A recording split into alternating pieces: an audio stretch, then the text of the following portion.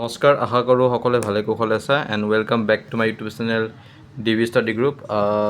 আজি এটা important questions লৈ আহিছোঁ ক্লাছ 9ৰ ছায়েন্সৰ ছাবজেক্টৰ কাৰণে। বহুতে ফিজিক্সখন টান পায়, কিন্তু ফিজিক্সখন ভয় কৰিবলগীয়া একো ছাবজেক্টে নহয়, বহুত ইজি ছাবজেক্ট হয়। চ' তাৰে এটা কুৱেশ্যন আছে, মই তোমালোকক ডেইলি যিমান পাৰোঁ নতুন নতুন কুৱেশ্যনছ লৈ আনিম, সেইবিলাক তোমালোকে মোৰ ভিডিঅ'বিলাক চাবা আৰু ছল্ভ কৰি যাই থাকিবা, নোট ডাউন কৰি যাবা, ইম্পৰ্টেণ্ট হয়। বস্তু এটাই 16 মিটাৰ দূৰত্ব 4 ছেকেণ্ডত আৰু তাৰ পিছৰ 16 মিটাৰ দূৰত্ব 2 ছেকেণ্ডত অতিক্ৰম কৰে। তাৰমানে বস্তু এটা, ছাপ'জ মই ধৰি ল'লোঁ এখন গাড়ী, ঠিক আছে। এই গাড়ীখনে 16 মিটাৰ দূৰত্ব, কিমান দূৰত্ব? 16 মিটাৰ দূৰত্ব কিমান ছেকেণ্ডত অতিক্ৰম কৰে? 4 ছেকেণ্ডত। আকৌ তাৰ পিছৰ 16 মিটাৰ দূৰত্ব আৰু তাৰ পিছৰ 16 মিটাৰ দূৰত্বৰ কাৰণে কিমান ছেকেণ্ডত অতিক্ৰম কৰে? এতিয়া আকৌ 2 ছেকেণ্ডৰ কাৰণে। তো বস্তুটোৰ গড় দ্ৰুতি কেনেকৈ হ'ব? বস্তুটোৰ গড় দ্ৰুতি কেনেকৈ ওলায়? চোৱা, V equal to S by T. V মানে হৈছে গড় দ্ৰুতি সমান এছ মিনছ অতিক্ৰম কৰা মুঠ দূৰত্ব ডিভাইডেড বাই টি মানে অতিবাহিত মুঠ সময়। গতিকে আমি জানিব লাগিব গাড়ীখনে কিমান অতিক্ৰম কৰিলে, তাৰ মুঠ দূৰত্ব কিমান হ'ল।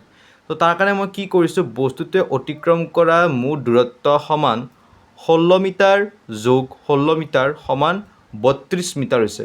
6 6 12 2 হাত থাকিল 1, 1 1 2 1 3, 32 মিটাৰ। অ'কে, আমি এতিয়া মুঠ দূৰত্বটো পাই গ'লোঁ। তাৰপিছত আমি কি ওলাব লাগিব? অতিবাহিত মুঠ সময় কিমান ছেকেণ্ড? এটা আছিল 4 ছেকেণ্ড, আনটো আছিল 2 ছেকেণ্ড। দুইটাই মই প্লাছ কৰি দিম, 4 second plus 2 second is equal to 6 second. চ' তাৰপাছত ওলোৱাৰ পিছত মই এটেককৈ গড় দ্ৰুতিৰ সূত্ৰটো বহাই দিম, সমান অতিক্ৰম কৰা মুঠ দূৰত্ব ডিভাইডেড বাই অতিবাহিত মুঠ সময়। অতিক্ৰম কৰা মুঠ দূৰত্ব কিমান আছিল?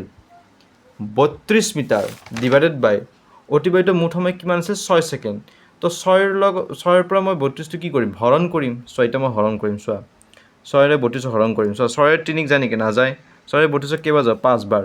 5 6 গুণ 30, 2 পৰা 0 গ'লে 2, 0.0 নামি আহিল। 6ৰে পিছত কেইবাৰ যায়? 3 বাৰ। 6 3 গুণ 18, 10ৰ 8 গ'লে 2, আকৌ 0টা নামি আহিল। আকৌ আমি 3 বাৰ দিওঁ, 6 3 গুণ 18, 10ৰ পৰা 8 গ'লে 2। গতিকে এনেকৈ 3 3কৈ বাঢ়ি যায় থাকিব নাথাকে, হয়নে?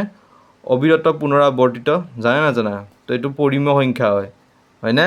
এইবিলাক বাস্তৱ সংখ্যা চেপ্টাৰটোত তোমালোকে পঢ়িবলৈ পাবা। তো এনে অলপ ক'লোঁ আৰু মই বস্তুটো, যিসকলে নাজানা আজি জানি ল'লা। চ' কিমান ওলাই থাকিব এনচাৰ? 5.33। গতিকে ইয়াৰ এনচাৰ কিমান? 5.33 metre per second to the power -1। চোৱা, এইটো কি হয় কোৱাচোন? কাৰ ইউনিট হয়? This is the SI unit. কাৰ জানানে? দ্ৰুতিৰ। আৰু ইউনিট নিলিখিলে কুৱেশ্যনটো কাটি দিব, কিন্তু এনচাৰটো যিমানে শুদ্ধ নহওক কিয়, যদি পৰীক্ষাৰ এনচাৰটো লাগে যদি ইউনিটটো নিলিখা, এনচাৰটো কিন্তু কাটি দিয়ে। গতিকে বস্তুটোৱে অতিক্ৰম কৰাৰ গড় দ্ৰুতি কিমান ওলাল? 5.33 metre per second to the power -1। I hope তোমালোকে এইটো কুৱেশ্যন বুজি পাইছা। কিবা যদি ডাউট আছে মোক কমেণ্ট ছেকশ্যন জনাব পাৰা। Thank U.